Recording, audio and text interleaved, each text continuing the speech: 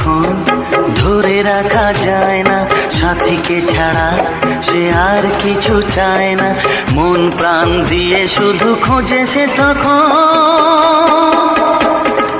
শোনাবে যাকে সেই ভাষা, এরই নাম ভালোবাসা।